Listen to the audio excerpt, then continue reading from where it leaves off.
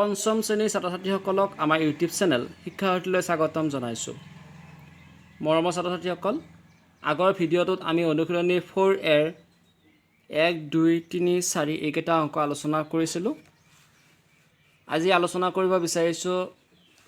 5, 6, 7, 8 এই চাৰিটা অংক আলোচনা কৰিব বিচাৰিছোঁ। তোমালোকে ভিডিঅ'টো ভালদৰে চাবা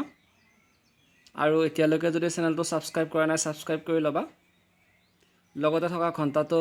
বজাই দিবা যাতে মই পঠোৱা ভিডিঅ' তোমালোকে পোনপ্ৰথমে লাভ কৰিব পাৰা।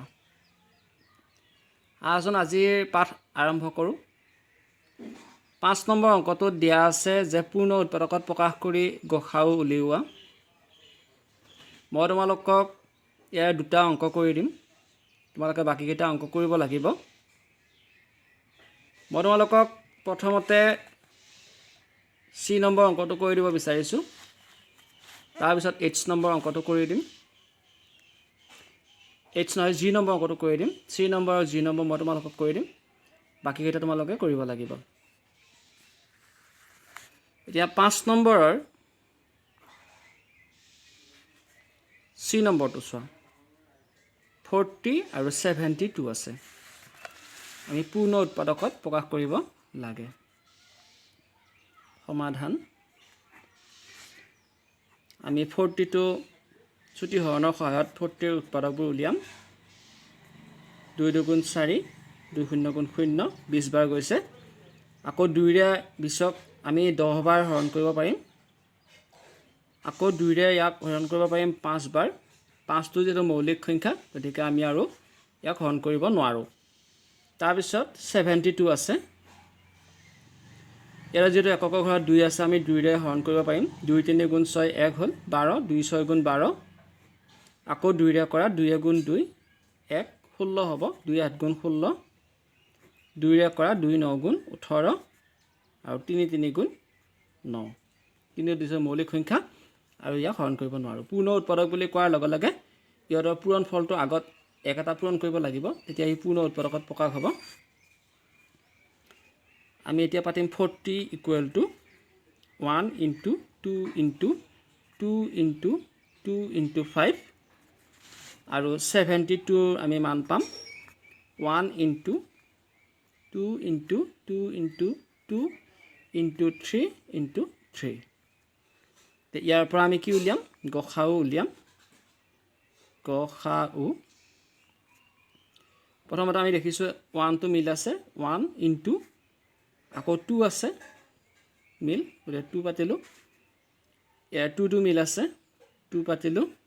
2 মিল আছে, 2 পাতিলোঁ। আৰু 5 আৰু 3 এই দুটাৰ মিল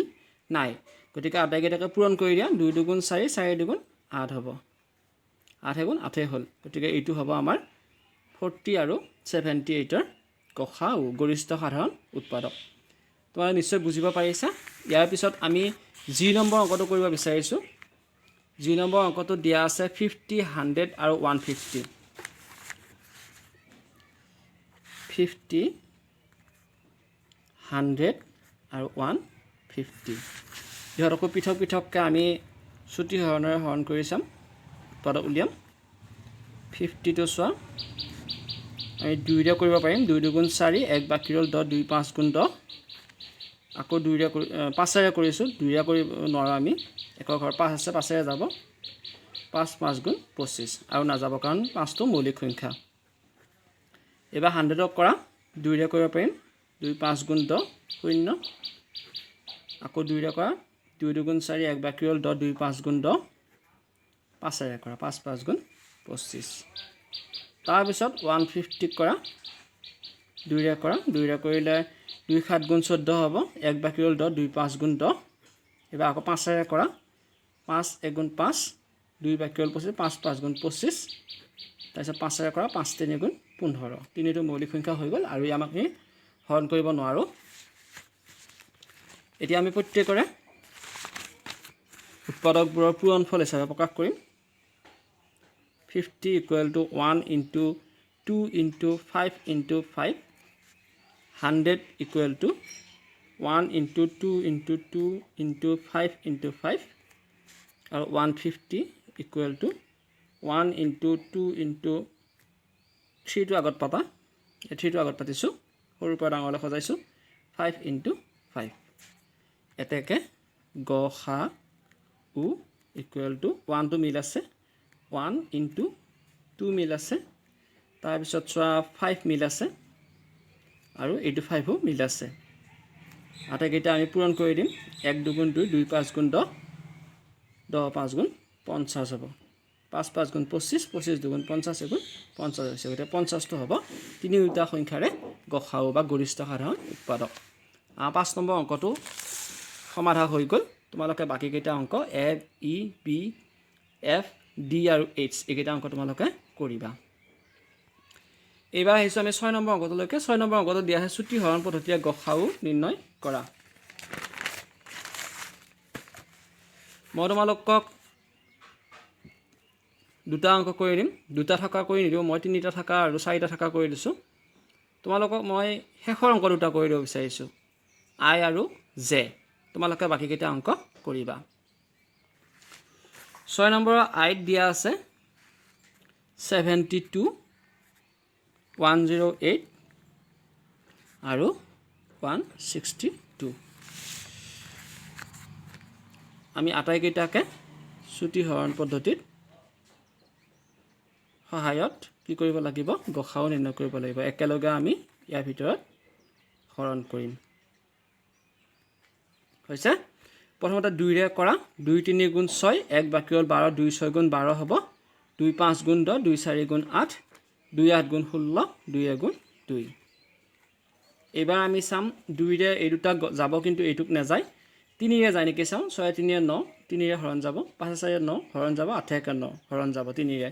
গতিকে 3 ৰে কৰিম 3 গুণ 3 3 2 গুণ 6 3 গুণ 3 2 বাকি হ'ল 3 8 গুণ 24 3 2 গুণ 6 2 বাকি হ'ল 21 হ'ল 3 7 গুণ 21 আকৌ চোৱা ইয়াত 2 আছে ইয়াত 8 আছে ইয়াত 7 আছে গতিকে এই দুটাক 2 ৰে হৰণ যাব কিন্তু এইটুক নাযায় সেইকাৰণে আমি 3 ৰে যায় নেকি চাম 2 1 3 এইটুক যাব 3 ৰে 8 1 9 7 2 9 গতিকে 3 ৰে আমি হৰণ কৰিব পাৰিম 3 4 গুণ 12 3 6 গুণ 18 আৰু 3 9 গুণ 27 এইবাৰ চোৱা ইহত দুটাক 2 ৰে যাব এইটুক 2 ৰে নাযায় এইটুক 3 ৰে যাব এইটুক নাযায় এইটুক যাব কিন্তু এই চাৰিটুক নাযায় গতিকে আমি আৰু একেলগে কৰিব নোৱাৰোঁ সাধাৰণ ইহঁতৰ উৎপাদক আমি নাপাওঁ গতিকে আমাৰ ইয়াতে সমাধানটো হৈ গৈছে 2 3 আৰু 3 পালোঁ গতিকে আমি লিখিম গ সা উ যিকেইটা আমাৰ সাধাৰণ উৎপাদক ওলাল 2 3 আৰু 3 সিহঁত 3 ৰকা আমি কি কৰি দিম পূৰণ কৰি দিম তলৰ কেইটা পূৰণ নহয় লসাগুৰ ক্ষেত্ৰত আকৌ পূৰণ হ'ব কিন্তু গসাগুৰ ক্ষেত্ৰত পূৰণ নহয় 2 3 গুণ 6 6 3 গুণ 18 হ'ব হৈছে এই 18টোৱে হৈছে 72 108 আৰু 162 এই তিনিটা সংখ্যাৰ গসাউ নিশ্চয় বুজিব পাৰিছা এবাৰ জে নম্বৰ অংকটো কৰিব বিচাৰিছোঁ জে নম্বৰ অংকটো চাৰিটা মান দিয়া আছে 40 60 80 আৰু 100 এইটো আমি সমাধা কৰিম আমি একেলগে বহুৱাই দিলোঁ হৈছে যেটো প্ৰত্যেকৰ এককৰ ঘৰত 0 আছে গতিকে 2 ৰে আমি ডিভাইড কৰিব পাৰিম বা হৰণ কৰিব পাৰিম 2 20 গুণ 40 2 3 গুণ 6 30 বাৰ যাব 2 4 গুণ 40 বাৰ যাব 2 5 গুণ 10 50 বাৰ যাব এবাৰ আকৌ শূন্য যেটো আছে গতিকে 2 ৰে আমি কৰিব পাৰিম 2 10 গুণ 20 2 15 গুণ 30 15 গুণ 30 হ'ব 20 2 গুণ 40 হ'ল আৰু 25 2 গুণ 50 হ'ব এবাৰ আমি দেখা পালোঁ দুটা শূন্য আছে 2 ৰে হৰণ যাব এই দুটা কিন্তু দুটা 15 আৰু 25 আছে ইহত দুটাক 5 ৰে হৰণ যাব গতিকে আমি এটা কথা জানো 5ৰ বিভাজ্য কথা আমি আগতে শিকি আহিছোঁ আগৰ পাঠটোত উৎপাদক আৰু গুণিতক পাঠত যে 5ৰ বিভাজ্য হ'ব লাগিলে এককৰ ঘৰত 0 বা 5 থাকিব লাগিব দেখিছা 0 5 0 5 আছে গতিকে আমি 5 ৰে আমি হৰণ কৰিম 5 2 গুণ 10 5 3 গুণ 15 5 4 গুণ 20 5 5 গুণ 25 এবাৰ চোৱা ইয়াত 2 আৰু 4 ইহত দুটাক 2 ৰে যাব 3 অকল 3 ৰেহে যাব অন্য কোনো সংখ্যাৰে নাযায় 5ক 5 ৰে যাব অন্য সংখ্যাৰে নাযায় গতিকে আমাৰ সাধাৰণ উৎপাদক 3 ৰে পাইছোঁ এইটো হৈছে 2 2 আৰু 5 আমি এতিয়া লিখিম গ সা উ সমান 2 পূৰণ 2 পূৰণ 5 2 2 গুণ 4 4 5 গুণ 20 হ'ব অৰ্থাৎ 20 হ'ব এই তিনিটা চাৰিটা সংখ্যাৰ 40 60 80 100 গসাউ হ'ব কিমান 20 তোমৰা নিশ্চয় বুজিব পাৰিছা আমাৰ আৰু দুটা অংক আছে এই দুটা অংকৰ পিছত আমাৰ আজি পাঠটো সামৰণি মাৰিব পাৰিম অৰ্থাৎ অনুশীলনী 4 আমাৰ শেষ হ'ব তাৰপিছত আমি সাধাৰণ গুণিতকলৈ গুচি যাম ইয়াৰ পিছৰ ভিডিঅ'ত আমি সাধাৰণ গুণিতক আৰু অনুশীলনী 4b বিষয়ে আলোচনা কৰিম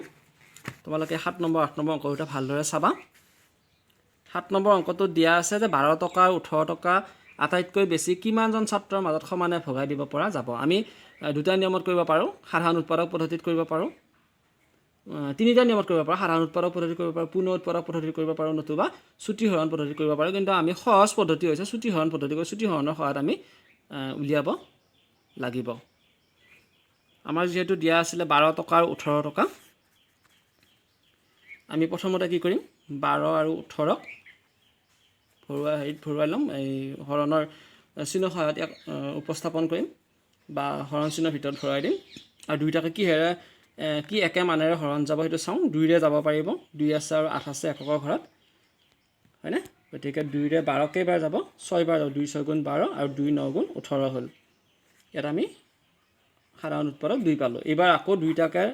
এইটো 2ৰে যাব এইটো কিন্তু 9 2ৰে নাযায় 9 3ৰে যাব 6 3ৰে যাব গতিকে 3ৰে আমি কৰিব লাগিব 3 2 গুণ 6 3 3 গুণ 9 ইয়াত 3 পালোঁ 2 আৰু 3 দেখিছা দুইটা বেলেগ বেলেগ সংখ্যা আৰু দুইটা মৌলিক সংখ্যা এটা 2ৰে যাব এটা 3ৰে যাব অন্য একো সংখ্যাৰে নাযায় যেহেতু গসাউৰ ক্ষেত্ৰত আমাৰ সাধাৰণ উৎপাদক হ'ব লাগিব তেতিয়াহে এটা গসাউ হ'ব সেয়েহে আমি এতিয়া ইয়াতে এৰি দিব লাগিব অংকটো আৰু আমি লিখিব লাগিব যে এটাকে গসাউ যে 2 আৰু 3 পাইছোঁ আমি সাধাৰণ উৎপাদক গতিকে 2 × 3 6 এতিয়া আমাক সুধিছিল যে কিমানজন ছাত্ৰক সমানে ভগাই দিব পৰা যাব আমি লিখিম যে এটাকে 6জন ছাত্ৰক সমানে ভগাই দিব পাৰি হৈছে এইটো অংক ইয়াতে সমাধা হৈ গৈছে তাৰপিছত আমাৰ আজি ভিডিঅ'টোৰ শেষৰ অংকটোলৈ যাওঁ আহা শেষৰ অংকটো দিয়া আছে 27 45 আৰু 63 তিনিওটা সংখ্যাকে হৰণ যোৱা বৃহত্তম সংখ্যাটো উলিওৱা আটাইকেইটাকে হৰণ যাব লাগিব এটা সংখ্যাৰে সেই সংখ্যাটো আমি উলিয়াব লাগিব আমি ছুটি হৰণ পদ্ধতিৰ সহায়তে কৰিম সমাধান আমাৰ সংখ্যাকেইটা কি আছিলে 27 45 আৰু 63 আটাইকেইটাক আমি দেখিছোঁ যে ইয়াতে এককৰ ঘৰত 7 আছে 5 আছে আৰু 3 আছে গতিকে 2ৰে আমি ইয়াক হৰণ কৰিব নোৱাৰোঁ 3ৰে যাব নেকি চাই লোৱা 2 আৰু 7 যোগ কৰিলে 9 হ'ব 5 আৰু 4 যোগ কৰিলে 9 হ'ব 6 আৰু 3 যোগ কৰিলে 9 হ'ব গতিকে আটাইকেইটাকে 3ৰে হৰণ যাব 3 9 গুণ 27 হ'ল 3 গুণ 3 এক বাকী হ'ল 3 5 গুণ 15 হ'ল আৰু 3 2 গুণ 6 3 গুণ 3 আকৌ আমি ইয়াক 3ৰে হৰণ কৰিব পাৰিম 3 3 গুণ 9 3 5 গুণ 15 3 7 গুণ 21 আটাইকেইটা মৌলিক সংখ্যা আৰু আটাইকেইটা বেলেগ বেলেগ সংখ্যা আছে ইটোৰ লগত সিটো আমি এটা যিকোনো মানেৰে হৰণ কৰিব নোৱাৰোঁ গতিকে ইয়াতে আমাৰ সমস্যাটোৰ সমাধান হৈ গ'ল আমি কি পালোঁ 3 আৰু 3 পালোঁ আমি লিখিম তলত এটাকে গসাউ ইকুৱেল টু 3 × 3 9 ইয়াত তলত লিখি দিব লাগিব আমাক সুধিছিলে যে তিনিওটা সংখ্যাকে হৰণ যোৱা বৃহত্তম সংখ্যাটো উলিওৱা আমি লিখিম যে এটাকে তিনিওটা সংখ্যাকেই হৰণ যোৱা